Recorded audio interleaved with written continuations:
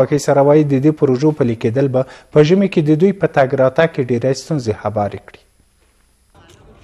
د ژمي کې د پلې لار څو پروژې په لار اچول شوې دي ترڅو په دې سره د ژمي پر مهال سړکونو او پلې لارو ته اوبه راونوځي. ویل شوي چې پر دو پروژو به 14 میلیونه افغانۍ لګښت راشي او په ځینو برخو کې به په دوامداره توګه پر دې پروژو کار روان.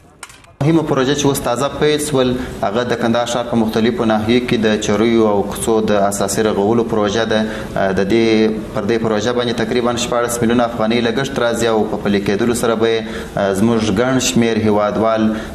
په ژمي کې د سیلابونو له خطر څخه او د خټو بدبویي او چټلیو څخه ژغورل سوي وي. ان شاء الله موږ به خپل هغه ایماني وجداني وظیفه چې موږ فرض کړه تخنیکی خلک یو دلته دا به 25 ټیم په کانکریټ ډیزاین شوی 15 ټیم په لوړ مارک دی.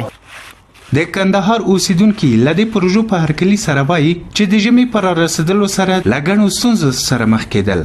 او اوس هیلهمند دي چې د دې پروژو په د دې ستونزو لوړه کچه هواره شي. لدې سره دوی د ورته نورو پروژو د پلي کولو غوښتنه هم کړې ده.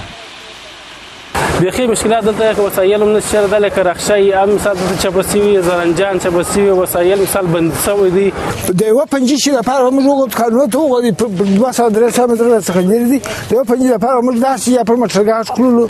یا به داسې کړو منځ ته اوستاګ راتګ لا مریض نه جوړ ګرځم او ببراله کورونم چې په کورونم نه لول ډیر خرابې په سوجه پر ځاله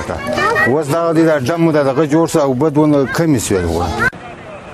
دا پروژې په داسې حال کې په کندهار کې پیل شوي چې هر کال پلې لارو او سړکونو ته د اوبو راوتلو خلک له ګڼو ستونزو سره مخ کول او کندهار میشتي هیلهمند دي چې په روان کال کې د دې ستونزو کچه ټیټه شي. په بغلان